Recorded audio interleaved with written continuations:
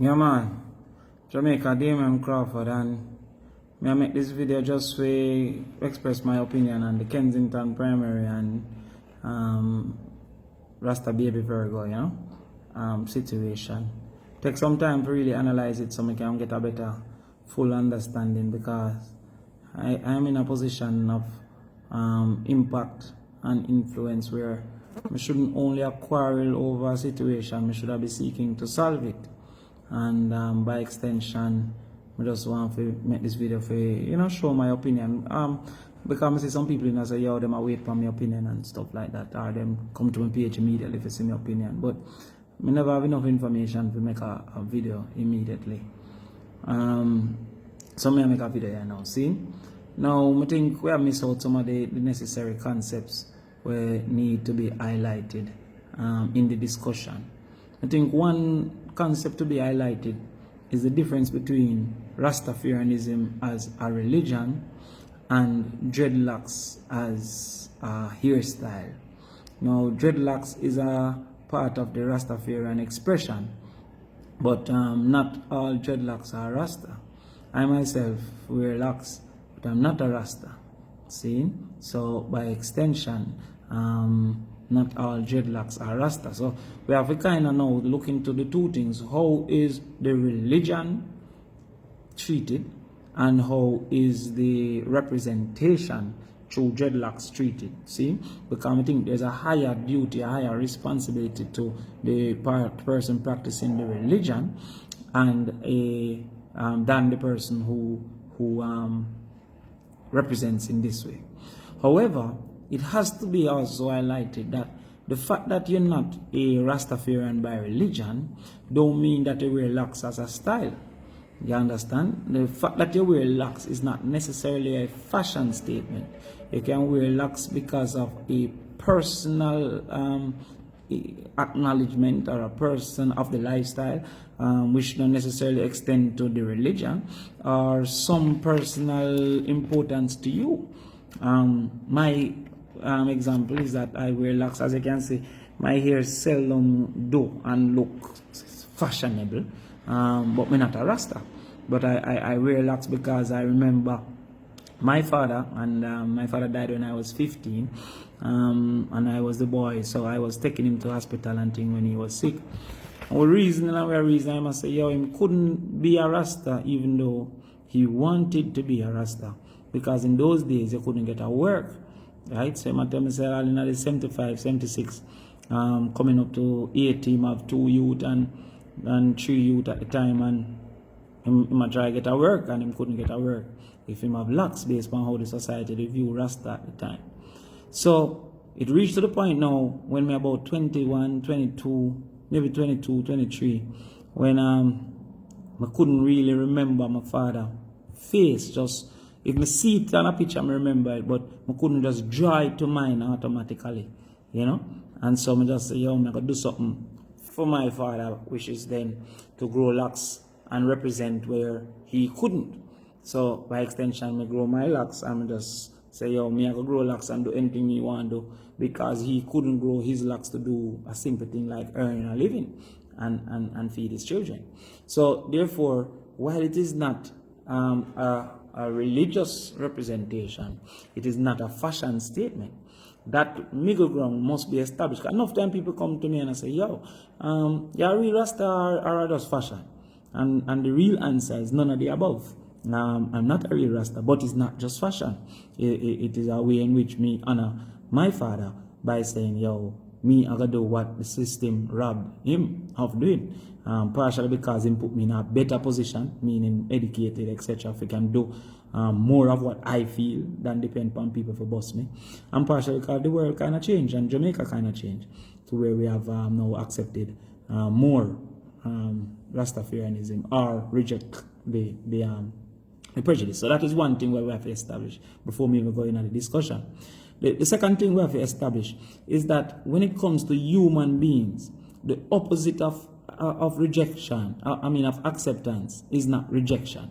So simple because you don't reject me as a human being, it doesn't mean that you accept me. The opposite of reject is accept when it comes to inanimate things. You understand? Man, accept or reject the paper, accept or reject or even to animals, basic animals, you accept or reject, like dog, right. But with a human being, the fact that you don't reject them don't mean that you accept them.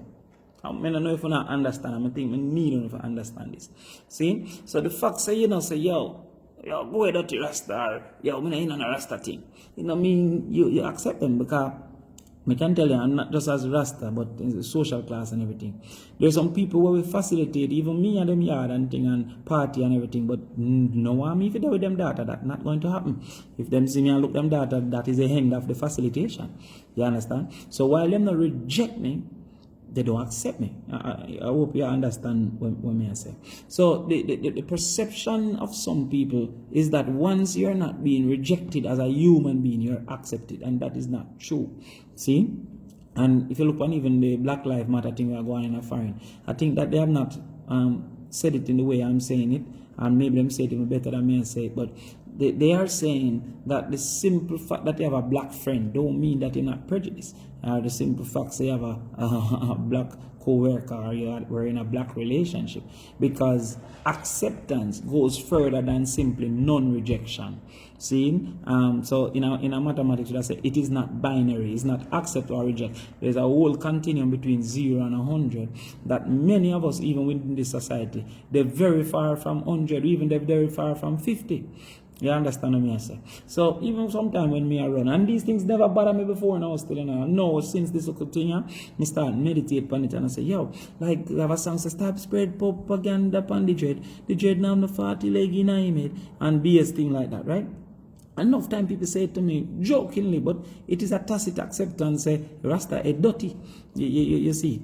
So socially there are some things where have to change, because there's still not an acceptance of Rastafarianism, even though we have moved away from the rejection of Rastafarianism when them used to catch them and lock them up and trim them with buckle and kill them in a place they can't remember the place name right now, but yeah, the video I run.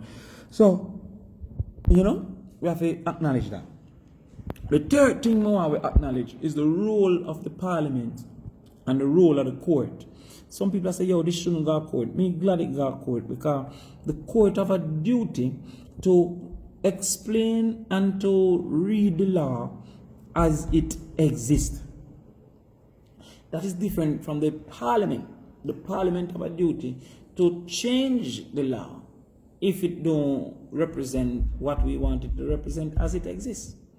So if the law say, yo, you only can put lime in a lemonade and no other thing, when you go to court and say, yo, I want to put lemon, the court is going to say, no, it is illegal to put lemon. It don't mean the court eat lemon. It means as is established in law by the parliament, lemon not allowed. Then you can now go back to parliament now and say, based on review and access to lemon, we have to change the law to allow for lemonade to have lime or and lemon. You preview me and say. So therefore the quarreling with the court is misplaced, because the court is only supposed to adjudicate is the word, right? The court is only to pass a judgment upon the law as it exists.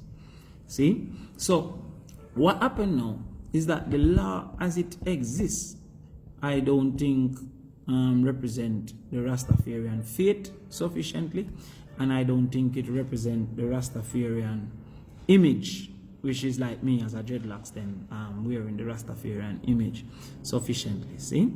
Now, we keep on telling us, yo, Jamaicans is a problem. Jamaica is a lovely country, a great country, and then Jamaica is a disappointing country at the same time.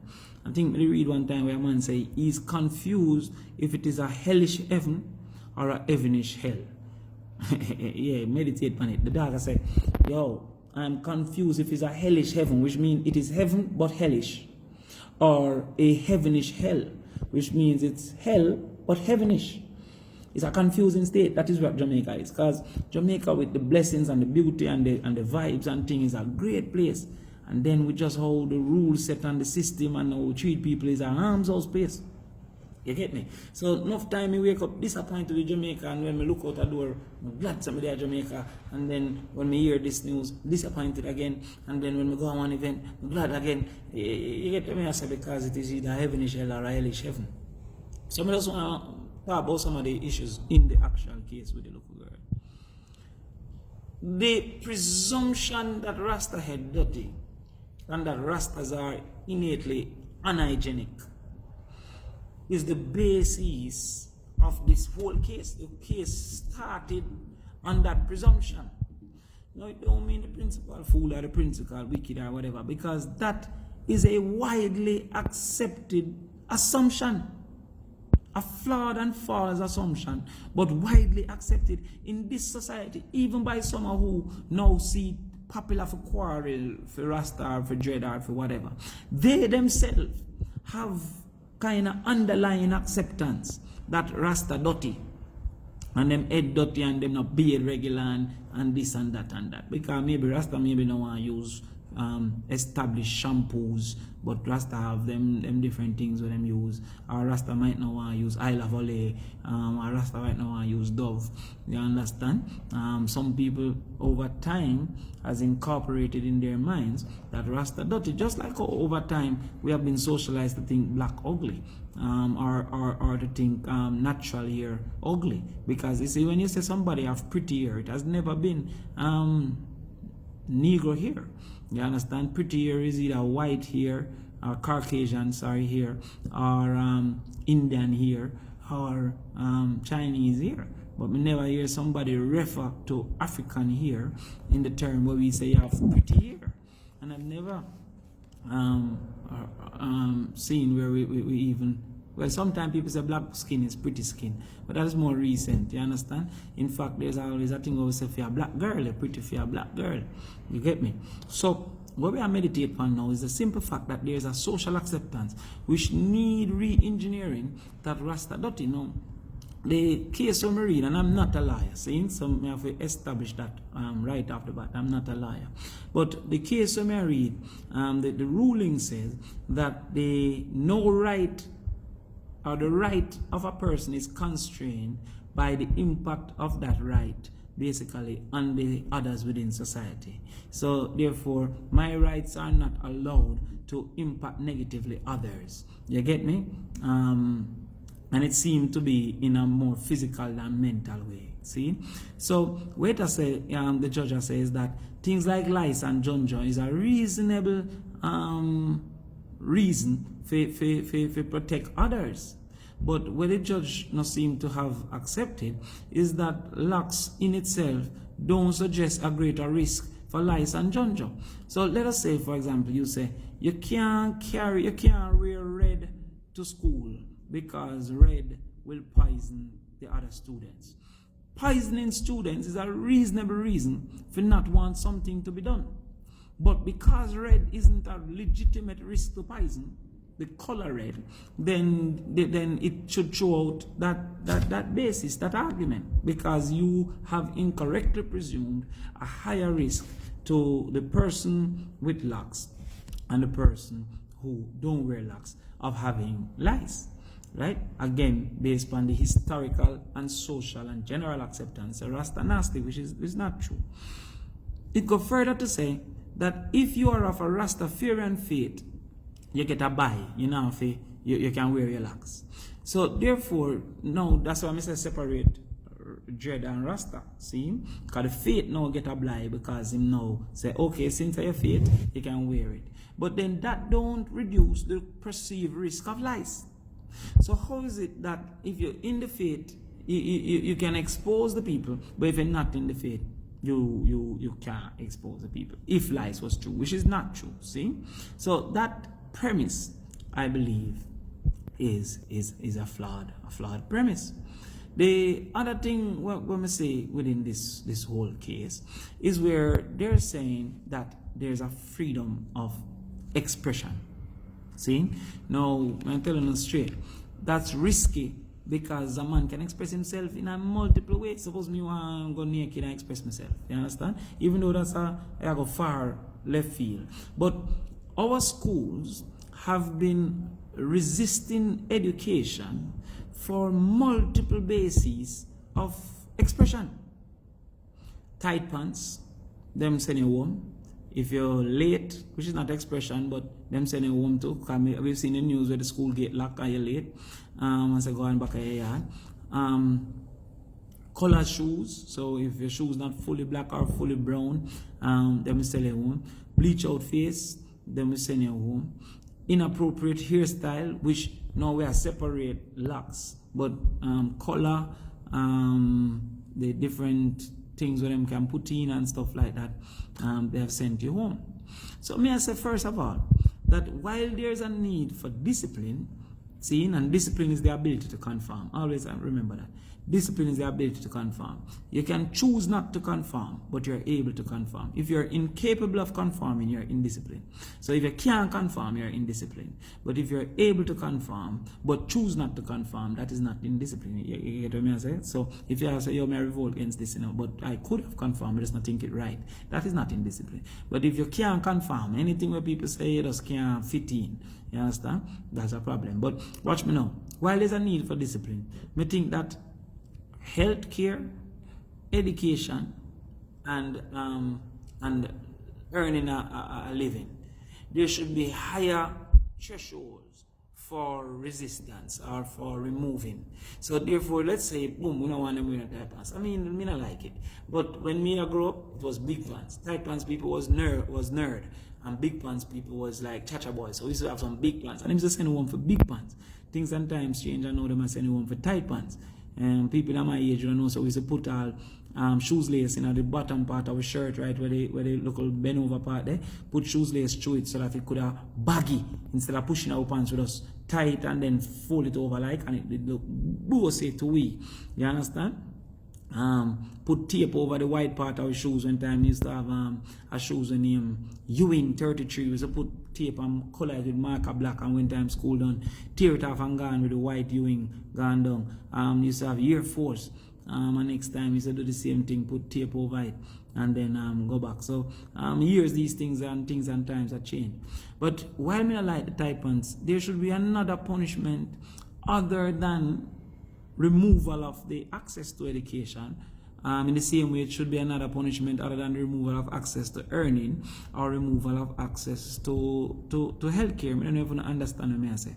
I say those three things are so necessary for human survival that there should not be a automatic removal as the first source of punishment. You get where I come from?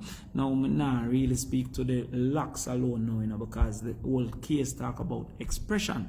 So, if a man want to wear him tight pants as him expression or him bleach out as him expression, while me not like them thing, I'm really about them thing there. The habit of removing education has been taken to be easy in Jamaica for discipline and other things. So many things that we should be able to remove the education, the health, and the earning potential so easily. If a girl pregnant, she's removed too, even though when she's done, she can go back to school. I think there should be other methods because, once her belly shows, she have about 5 more months left. So what I say is that enforcing rules don't begin and end with removal of access. So in the case of these locks, for example, the general fear of unhygiene, is that the word, unhygiene? If not, just tell me the word in the comments. Or the general fear of lice and junjo, could mean that you say, okay, there will be checks for that once a month or once a week. You understand what I say? You could have in the handbook a suggested hygiene practice. Wash your hair once a week or twice a week or once a day, or I don't know what the suggested hygiene practice is. Bathe every day or twice a day. You understand? Use antibacterial soap. You could have. So there are other ways to prevent junjo than to automatically say locks prevent locks. You understand? Another way to prevent lice than to prevent locks or to remove education. You see me I say the option, the opportunity of the education, which was not done but suggested. See, them say that if she don't do it, she will not come a class or whatever. But after that, she come a class. So when you look at even discipline, if somebody in discipline, constantly in discipline, is suspended, which is a temporary removal of access, or them expelled, which is a permanent removal of access. See, the judge also say, yo, we don't think that she have a right to go to Kensington School, even though she have a right to school. Now, man, read the thing and I say, yo, me not even remember saying the man them say we have a right to access to primary and basic school education. Like, I say, yo, you know, that's the maximum what we have a right to. You know what I mean? Like, we still are training people for chop banana and cane, but that's what the man say, basic school and primary school. But they must say, next time we talk more about that. But they must say, yo, she don't have no right to Kensington School. See, now we have to look deep into that, you know, because you see, the difference in quality and caliber of schools means that if some schools can legitimately expel you then, both from, I mean, can say you can't qualify. You really know what put the people into like a cycle of failure. See? So Kensington is a top school, a top primary school. So you have prep school, then you have top primary school, and then you have other primary schools. See? Now, when you go like St. Richard's, half a tree primary, the probability to say you're going to get in one of them traditional high school is great. And then when you get in the traditional high school, from the age of 12, you just have a better opportunity to make it in a life than if a man don't get in a traditional high school. So therefore, while she not have, in my opinion, a right to go to Kensington, a prejudice is established because of the quality of Kensington versus other schools in her proximity. You understand? Me are not a lawyer, you know, me establish that, you know. But me just say, you know, my reasoning, if you comes up boom and say these schools which are highly sought after because they create better opportunities, and it's a real arms of society we have, where from 6-year-old them I get less opportunities.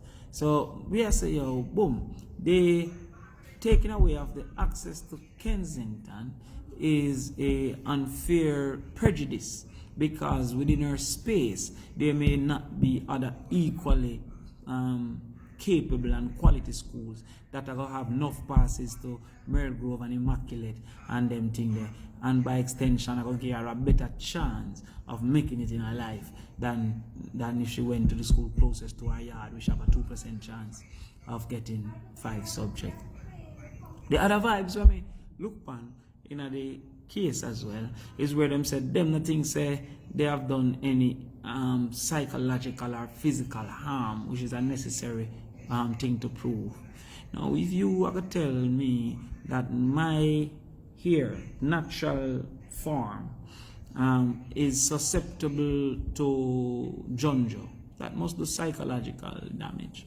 Not necessarily make you mad, but many of us haven't accepted ourselves. That is psychological damage. And by not accepting ourselves, we don't accept the output of self.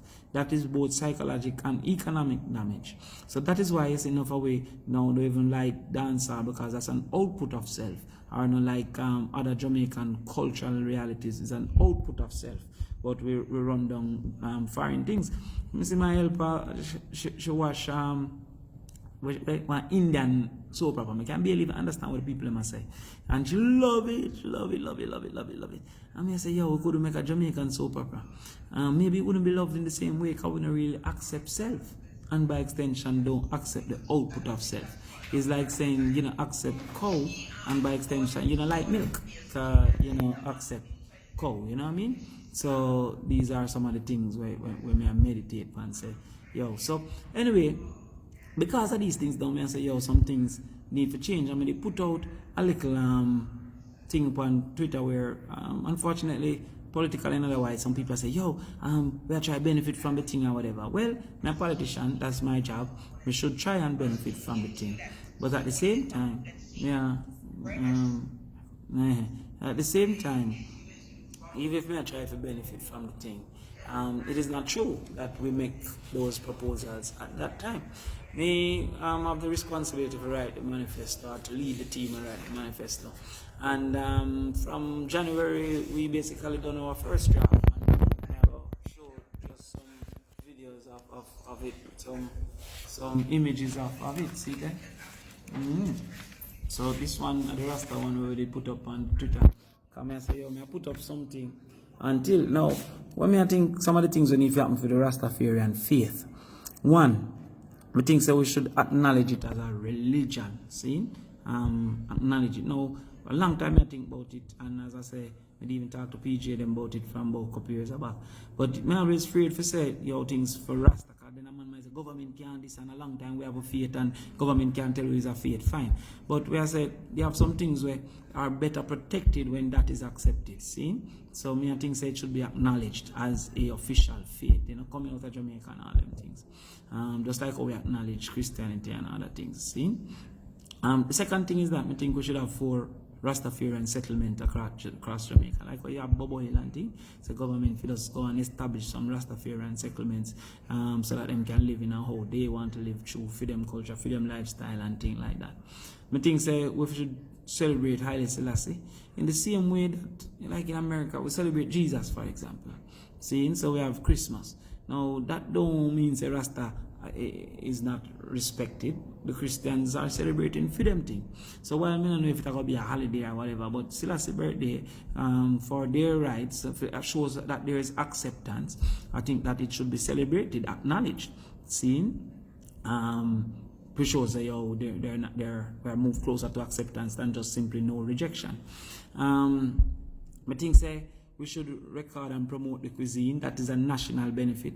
Now that natural food and healthy living is a thing. Rastafarians were known for that historically. When we are near pork and, well, not me, I'm not pork, but when we are near meat and this and sugar and them, Rasta telling a long time say that not healthy. Now when it's a vegetarian take off and all them things, that is Rasta living. Now if we can establish the Rasta cuisine, see, then now because the man must eat food from the soil, you also now promote Rasta Jamaican agriculture, not just Rasta, Jamaican agriculture. And by extension, you know, the thing take off. I think so we should have Rastafarian craft promoted. I'm tired for going to the craft market and see giraffe and elephant and all them thing there, you know.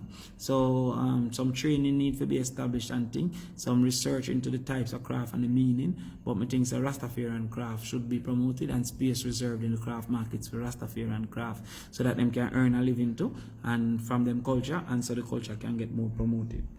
I think say a Rastafarian curriculum should be established so that whether by home school or by the schools in the settlements or private Rastafarian schools, that curriculum can be taught. Because, for example, the teachings of Haile Selassie, the teachings of Marcus Garvey, that is not in the established school, and them and they always have pushed that from long time. So therefore, we do that. As it relates to locks, I think so we should follow like I think Virginia and the United States, and I think California too, where here in its natural form can be rejected. Why am I say here in its natural form? Because, yo, next thing I pick me wear purple here go to school and say, yo, this is me establish my expression of my personality and my expression of self. But I say, no, just keep it to here in its natural form. So Afro, locks, these things are here in its natural form. That it is impossible to be rejected based on anything in its natural form, you know. I think that those things are necessary. So the video gets kind of long, you know, but you know, I feel it necessary to express my opinion. You know, if you really want to pay attention for 30 minutes, you can just watch the first, second, or last part. I don't watch it at all, but these are my opinions, and express those opinions with the hope that you acknowledge them. Cool.